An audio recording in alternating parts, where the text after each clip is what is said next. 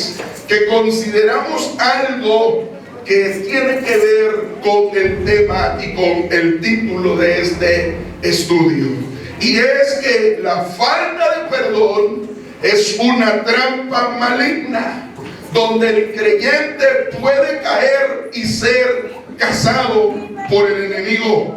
Sin embargo, jóvenes, hermanos, ante el peligro inminente, tenemos que ser lo suficientemente inteligentes, escúchalo bien, inteligentes para obedecer la palabra de Dios, para obedecer la instrucción de Dios y poder abrir nuestra mano y soltar el pasado, soltar la ofensa, soltar la venganza, soltar, hermanos, aquel que nos ha hecho daño, aquel que nos ha ofendido, para otorgar el perdón. Y cuando nosotros abrimos la mano para soltar este perdón, para soltar todo aquello que tal vez sí nos hace daño, que tal vez sí nos complica la existencia, entonces estamos capacitados para huir del enemigo, para dar de gracia también lo que de gracia hemos recibido. ¿Y qué hemos recibido de gracia? El perdón de nuestros pecados. Jesucristo nos ha perdonado. ¿Cuántos dan gloria a Dios por ello? A su nombre. Gloria. Así que quiero decirles en esta mañana, con la ayuda de Dios, que la falta de perdón es algo real dentro de la iglesia. Es algo que está interrumpiendo el crecimiento. Es algo que a muchos los está dejando en una estatura pigmea delante de la presencia de Dios. En primer lugar, déjame decirte, joven, señorita iglesia, que la falta de perdón interrumpe nuestra comunión con Dios. ¿Qué hace la falta de perdón? Interrumpe nuestra comunión con Dios. Quiero que vayamos al Evangelio de Mateo, por favor, capítulo 5, y leamos lo que dice allí en el versículo 24. Mateo 5, versículo 24. ¿Ya lo tienen? ¿Ya lo tienen? Aleluya. Dice la palabra del Señor desde el 23.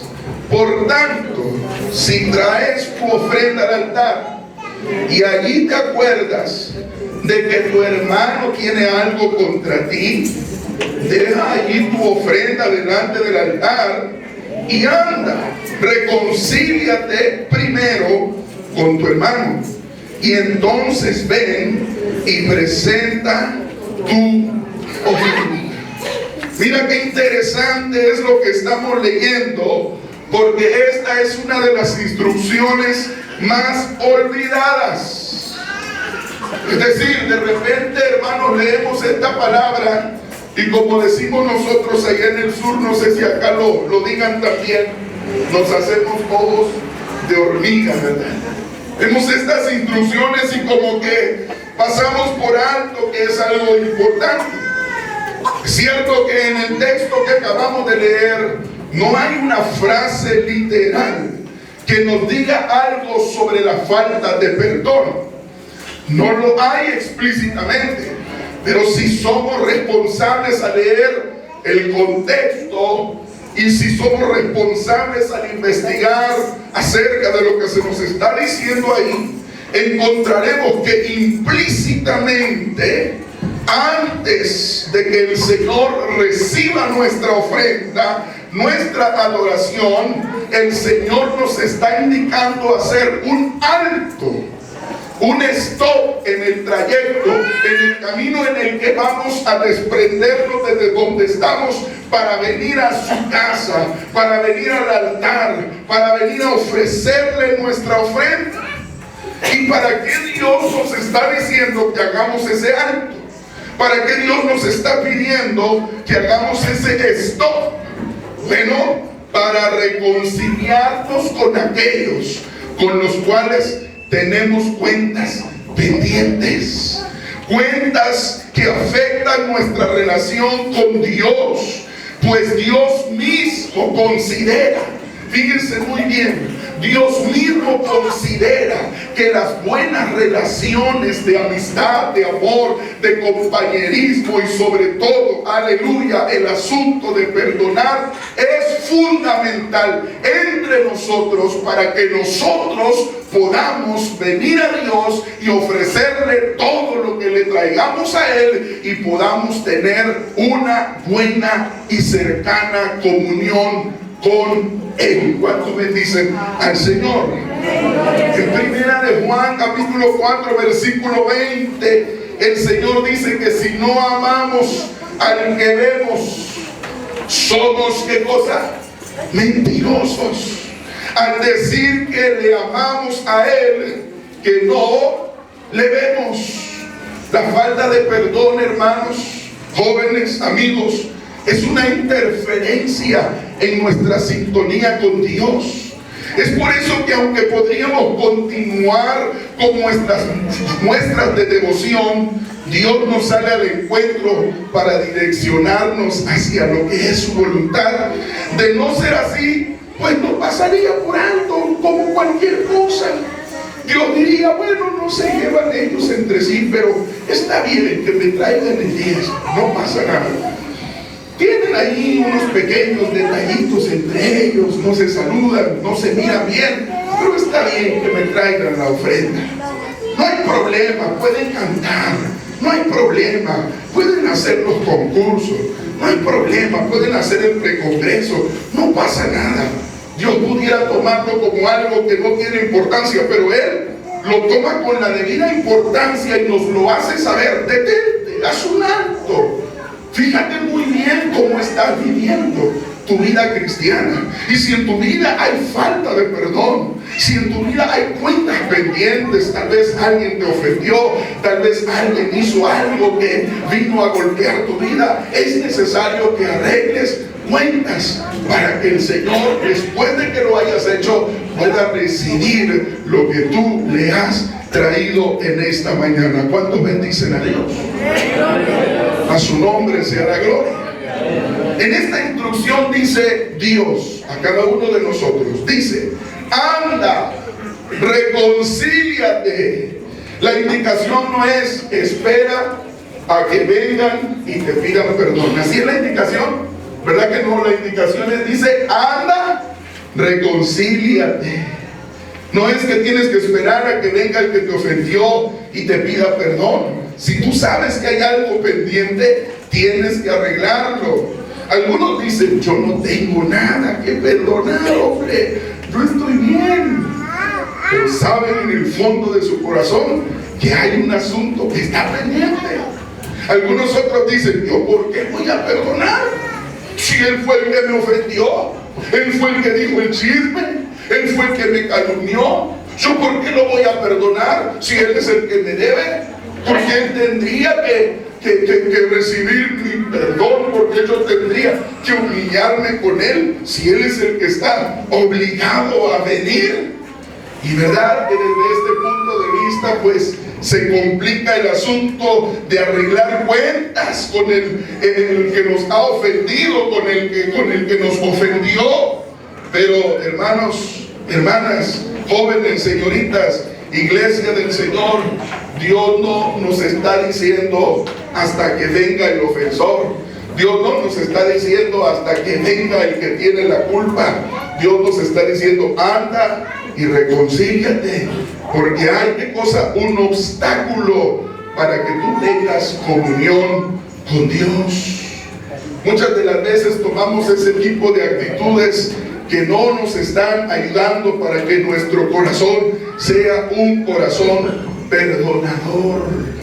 Sí, hermanos, pareciera que este asunto no debería ni de hablarse, ni de tratarse en la iglesia, en la congregación, pero sin embargo estas cosas existen. En el libro del profeta Isaías, dentro del pueblo de Dios, el pueblo de Israel, se lee en el capítulo 59, en el versículo 2, lo siguiente: pero vuestras iniquidades han hecho división entre vosotros y nuestro Dios, y vuestros pecados han hecho ocultar de vosotros su rostro para no oír. Estas iniquidades del pueblo tenían que ver con injusticias de unos hacia otros. Como hermanos se habían ofendido muchas veces, y esas ofensas y esos abusos y esta clase de corazón no perdonador había producido división entre el pueblo y Dios. ¿Y qué división es lo que está hablando allí? Bueno, pues la interrupción de una comunión cercana, de una relación cercana con ese Dios que era su Dios. Y así pasa, así sucede.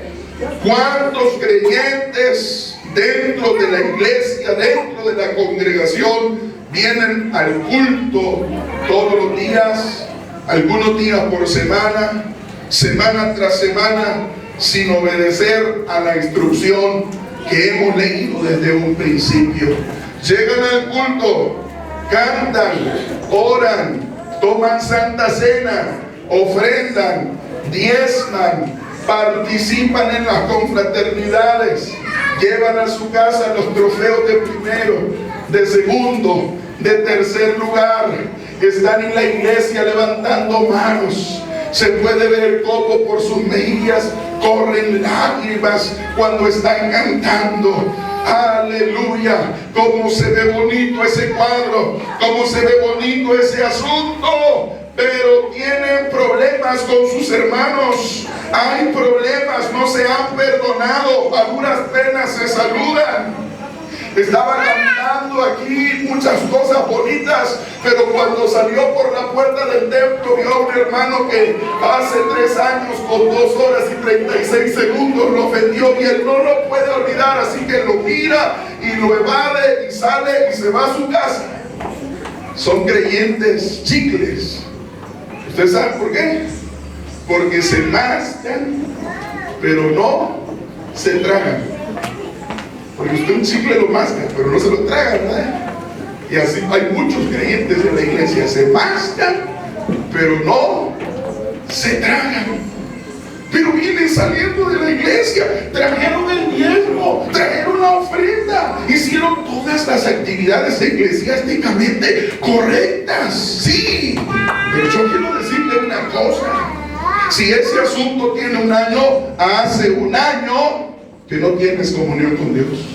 Si ese asunto está pendiente desde hace 10 años que has venido a traer ofrendas, diezmos, primicias, hace 10 años que has cantado, hace 10 años que has hecho muchas cosas, pero no tienes comunión con Dios, y tus ofrendas han sido en balde, tus ofrendas han sido en vano, porque Dios no las ha aceptado. Pues Dios ha dicho: deja tu ofrenda delante del altar, anda, ve y reconcíliate con tu hermano, y cuando lo hayas hecho, entonces tráeme tu ofrenda. La falta de perdón interrumpe, ¿qué cosa, hermanos? La comunión con Dios. Tal vez este mensaje, tal vez este sermón, tal vez esta predicación, este estudio, algunos los va a incomodar. Algunos tal vez ya nos están mirando así con ojos como de luces altas en la autopista. Pero yo quiero decirles que este es un mensaje verdaderamente que nos compromete con Dios, nos compromete delante de Dios, nos confronta con esa realidad de falta de perdón que hay muchas veces dentro de nosotros. ¿Harás lo que Dios te está pidiendo? ¿Pasarás por alto la instrucción divina?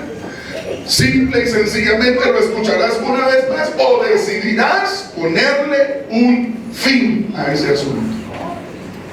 Tal vez estás, perdón por la frase que voy a decir, los que escucharon desde el principio lo van a entender, pero estás como ese bonito, ¿verdad? Duro y dale, tratando de sacar la mano, pero no sueltas el arroz, no sueltas la fe. Es que usted no sabe, pastor, usted no sabe lo que me hizo. Si usted supiera, ya vería Dios, si usted también fuese capaz de perdonar. Es que usted no sabe lo que me ofendió, cuánto me hizo daño, todavía lo traigo aquí metido, no se me me olvida, fue un 15 de octubre de 1995 a las 3 de la tarde. Iba yo apenas a empezar a comer cuando me enteré de lo que estaba pasando y no lo puedo olvidar. Bueno, pues usted decide si simplemente está tratando de sacar la mano. Suelte, perdone, pase por alto la ofensa. Mire, yo le voy a decir algo. La parábola de los dos deudores habla de alguien que tenía una deuda, ¿qué cosa? Muy grande. Y si ustedes se pusieran a hacer cuentas de cuántos talentos este hombre le debía a su amo, a su señor, y pudieran hacer cuentas, hermanos, amigos, jóvenes, esa era una deuda impagable. A ese hombre no le alcanzaba una vida para pagar. Ese hombre necesitaba muchas vidas para pagar en algo imposible. Y sabe que aquel amo, aquel señor le dijo, está bien. Después de que le rogó, después de que se tiró al suelo ahí a pedirle perdón, le dijo, está bien, te perdono. Oiga, ¿cómo era nuestra deuda delante de Dios? ¿Será que la podíamos pagar? ¿Será que había algún medio, algún recurso en el cual nosotros dijéramos, le pagamos la deuda a Dios? No existía ningún recurso y no existe ningún recurso. La deuda de nosotros era impagable, pero Jesucristo vino un día a morir en la cruz del Calvario por cada uno de nosotros para pagar esa deuda. Por lo tanto, si Él nos perdonó una deuda imperdonable, impagable a los ojos del ser humano, ¿por qué no hemos de perdonar nosotros? Si de gracia hemos recibido ese perdón, de gracia también perdonemos. ¿Cuántos bendicen al Señor? En segundo lugar, la falta de perdón origina raíces de amargura dentro de nuestro ser. Raíces de amargura, hermanos. En la botánica se estudian esas cosas, ¿verdad? Hay raíces buenas, raíces que se ocupan para hacer remedios para las enfermedades, etcétera, etcétera. Raíces que se comen, por ejemplo, dentro de un buen caldo de res. Raíces buenas. Pero aquí nos habla de una raíz mala, que no es algo físico, no es una fruta física, no es un fruto de la tierra físico, sino que nos habla de algo que es espiritual y que tiene que ver con la falta de perdón. Hebreos capítulo 12, versículos 14 y 15. Veamos lo que dice la palabra de Dios en este pasaje. Hebreos capítulo 12, versículos 14 y 15. Por lo cual, levantad las manos caídas y las rodillas paralizadas y haced sendas derechas para que vuestros pies, para que lo cojo no se salga del camino, sino que sea ganado. Versículo 14, seguid la paz con todos y la santidad sin la cual nadie verá al Señor. Versículo 15, mirad bien, no sea que alguno deje de alcanzar la gracia de Dios, que brotando alguna raíz de amargura os estorbe y por ella muchos sean contaminados. Miren qué interesante lo que está diciéndonos la palabra del Señor. En el griego del Nuevo Testamento, amargura proviene de una palabra que significa punzar. Punzar. Su raíz hebrea agrega la idea de algo pesado. Así que finalmente podemos decir que esto nos revela un concepto de algo fuerte. La amargura es algo pesado que punza hasta lo más profundo del corazón.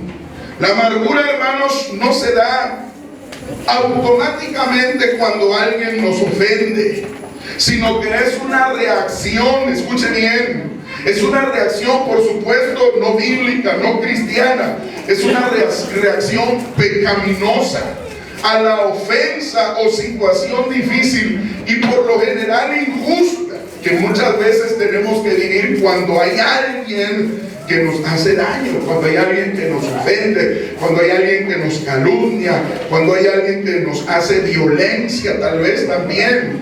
No importa si la ofensa fue intencional o no, si el ofendido no arregla cuentas con el que lo ofendió, por lo tanto afecta su relación con Dios, la amargura, fíjense bien, la amargura es capaz de inducir a la persona a imaginar más ofensas de su ofensor.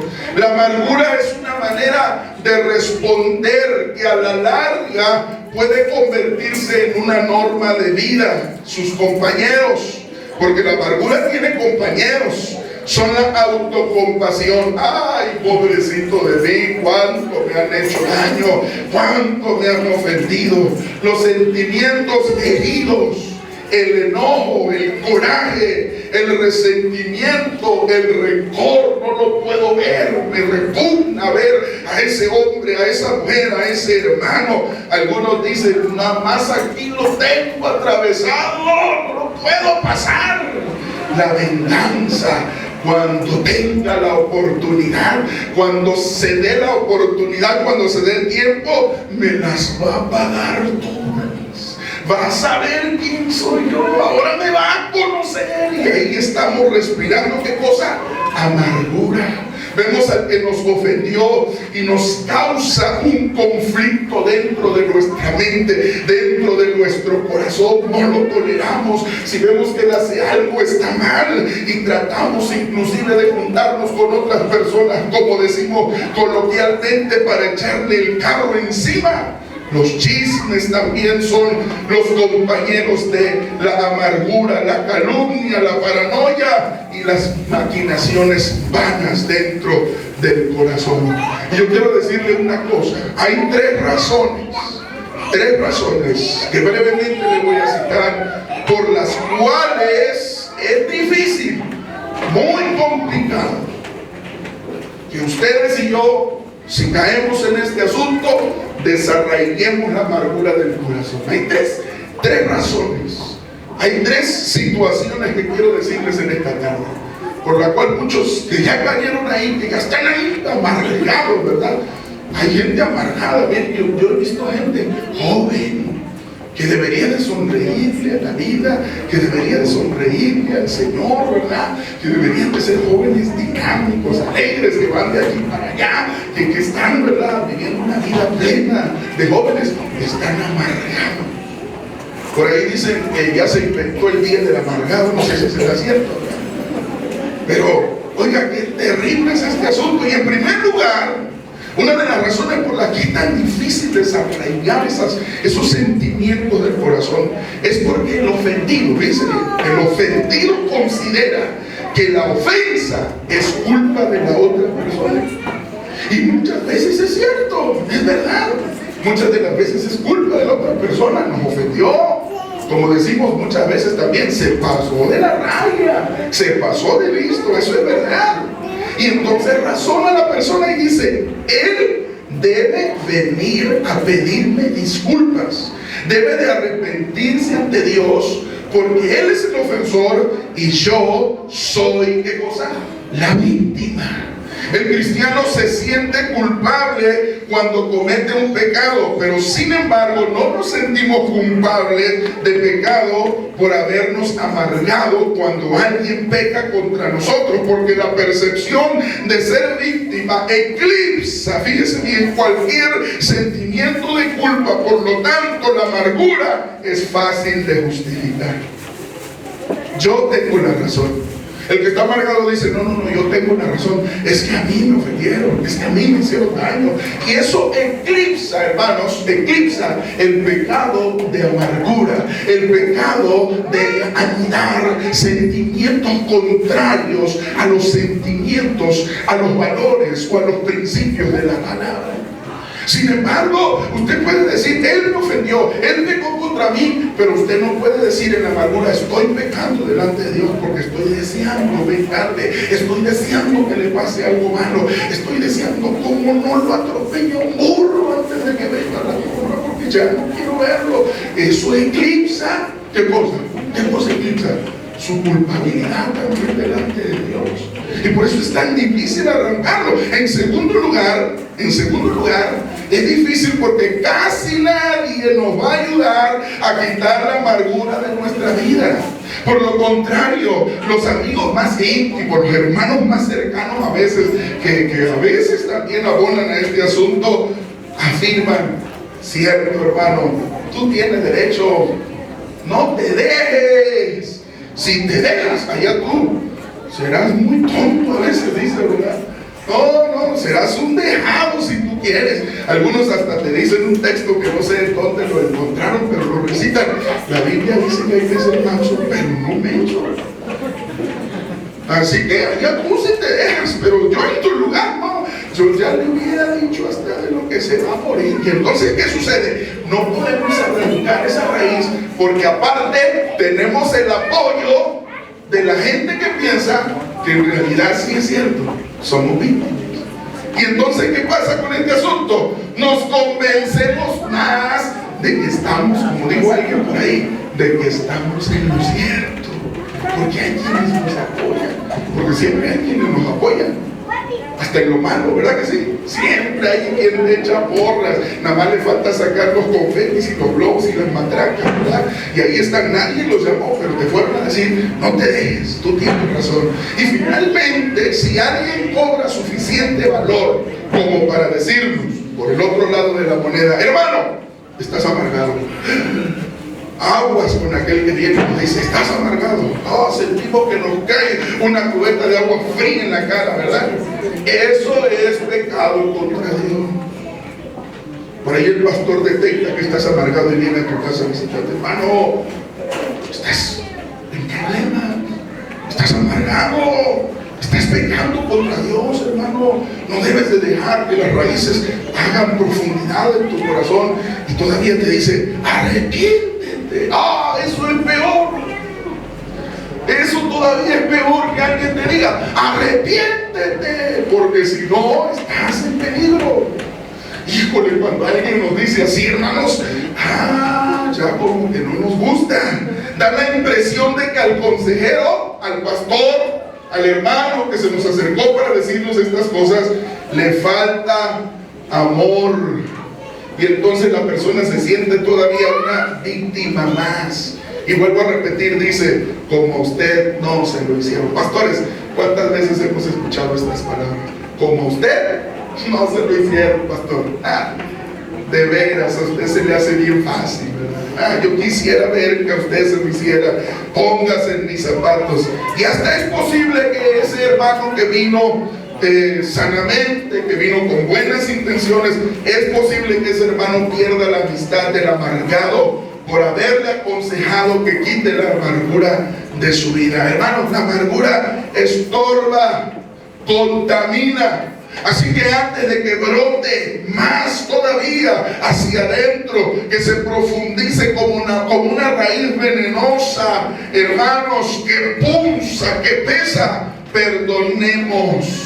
La amargura nunca se queda sola en casa, siempre busca ser amigos. Por eso es el pecado más contagioso. Si no la detenemos, puede llegar a contaminar a toda una congregación o inclusive a toda una familia. Qué terrible es la amargura. Oiga, yo he conocido gente que está hasta físicamente enferma por causa de la amargura. Gente que está tullida, gente que está, hermanos, con complicaciones de muchas situaciones del cuerpo, de enfermedad. ¿Y sabe por qué? Porque todavía están pendiendo de ese hilo, de esa cuerda de amargura por lo que alguien le hizo. Dijo una persona una vez: nunca se me va a olvidar cuando mi padre nos dejó la herencia y mi hermano el mayor se quedó con todo, nos hizo trampas, utilizó sus mañas, sus artimañas y nos despojó de todo. Yo no lo puedo perdonar. Hace 30 años, decía esa persona, hace 30 años yo no lo puedo perdonar. Y esa persona estaba toda tullida, en silla de ruedas, no se podía levantar. Cuando alguien le llevó el mensaje acerca de estas cosas, de estos asuntos, y le dijo: necesitas perdonar, necesitas ponerte a cuentas con tu hermano, necesitas soltar el arroz, ¿verdad? Necesitas dejar eso a un lado para que Dios pueda venir a tu vida y pueda actuar. Hermanos, y en aquella hora, en aquel día, la persona aceptó el consejo, aceptó el mensaje que aquel hombre le estaba dando, le estaba entregando de parte de Dios. Y dice que cuando comenzaron a orar, y ella dijo: está bien, pastor, voy a perdonar a mi hermano, lo perdono, yo quiero estar bien con Dios, quiero que mi comunión esté bien, quiero que esta amargura salga de mi corazón. Este pastor cuenta que aquella mujer delante de él empezó a llorar, empezó a decirle: Señor, perdono a mi hermano, Señor, yo ya no lo puedo ver porque creo que él ya había fallecido, algo así. Entonces dijo: yo lo perdono, ya me olvido de esta cuenta que me ha hecho daño durante 30 años, estoy amargada, ya no quiero saber nada de esto, y de paso te pido que tú me perdones. Y aquella mujer estaba llorando en su silla de ruedas, y el pastor cuenta que cuando aquella mujer estaba haciendo esta oración, el Señor le dijo: pon tus manos sobre de ella. Y el pastor puso sus manos, y dice que literalmente cuenta en este testimonio que aquellos huesos comenzaron a tronar. Dice: se podía escuchar a 50 centímetros de donde yo estaba como sus huesos comenzaron a tronar, y sus manos comenzaron a enderezarse. De repente ella pudo levantar las manos y darle gloria a Dios, porque la amargura no solamente causa problemas en lo espiritual, aleluya, sino inclusive llega a causarnos problemas en lo físico. ¿Y sabe por qué? Por una falta de perdón. Eso es todo, una falta de perdón. Pareciera tan sencillo de decirlo, pero tan complicado es para muchos sacudirse estos asuntos. Número 3, la falta de perdón. Y aquí lo que vamos a decir es algo fuerte, es algo serio. Pongan muchísima atención. Despiértese que ya se durmió, porque lo que viene a continuación es algo muy serio. Dice la palabra de Dios allá en Marcos capítulo 11, versículos 25 al 26, que la falta de perdón nos expone al juicio. ¿Qué hace la falta de perdón? ¿No nos escuchó? Nos expone al juicio. Otra vez, ¿qué hace la falta de perdón? Nos expone al juicio. Y cuando estéis orando, perdonad si tenéis algo contra alguno, para que también vuestro Padre que está en los cielos os perdone a vosotros vuestras ofensas. Porque si vosotros, escuchen bien, si vosotros no perdonáis, tampoco vuestro Padre que está en los cielos os perdonará vuestras ofensas. El gran problema de muchos es que tienen la idea de un Dios que es todo amor, pero conciben a un Dios algo así como un Dios solapador, que consiente a quienes creen en Él, pero pasan por alto que también es, ¿qué cosa? Fuego consumidor. No perdonar puede provocar que dejemos de alcanzar la gracia del Señor. En Hebreos 12:15, pasaje que leímos hace unos momentos, dice: mirad bien, no sea que alguno deje de ¿qué? De alcanzar, ¿qué cosa? La gracia de Dios. Ahora yo les pregunto, ¿por qué somos salvos? Porque somos guapos. Porque somos salvos. Porque somos inteligentes. Porque somos salvos por nuestras obras. No, la Biblia dice que somos salvos por, díganlo fuerte, somos salvos ¿por qué? Por gracia. Así que miremos bien, no sea que alguno deje de alcanzar la gracia de Dios.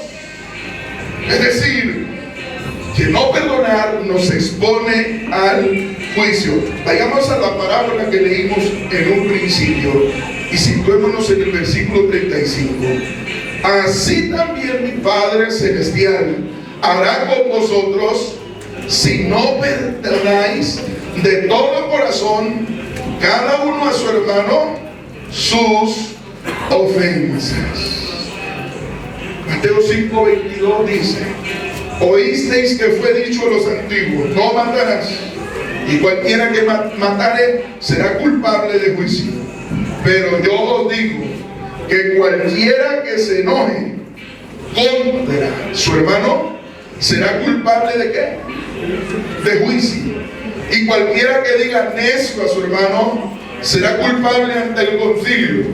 Y cualquiera que le diga fatuo, tenga cuidado cuando usted llama fatuo, tonto a su hermano, quedará expuesto al infierno de fuego. Expuesto significa que está propenso, al descubierto, a un paso. Es como irse acercando al borde del precipicio. Es como estar parado, fíjense bien, allá en la Ciudad de México, en la Torre Latinoamericana, al borde de la última losa. Solamente falta un pequeño empujoncito. Solo falta un pequeño pasito para. Entonces esto es serio. Esto es algo, hermanos, que debiéramos de considerar con toda la seriedad que corresponde. No perdonar es algo terrible delante de Dios. No iniciaste ahí, pero te has acercado. Si no te arrepientes y perdonas, estás expuesto al juicio. Así que en esta preciosa hora de la mañana, tarde ya, mediodía, gloria al Señor, hemos visto 3 asuntos que han venido a las vidas de aquellos que no perdonan. Y para terminar, déjame decirte lo siguiente. Promediaba la vida pública de Jesús cuando una tarde, mientras les enseñaba a sus discípulos en Capernaúm, Pedro le hizo una pregunta: Señor, ¿cuántas veces tendré que perdonar a mi hermano las ofensas que me haga? ¿Hasta 7 veces? Eso está en Mateo 18:21.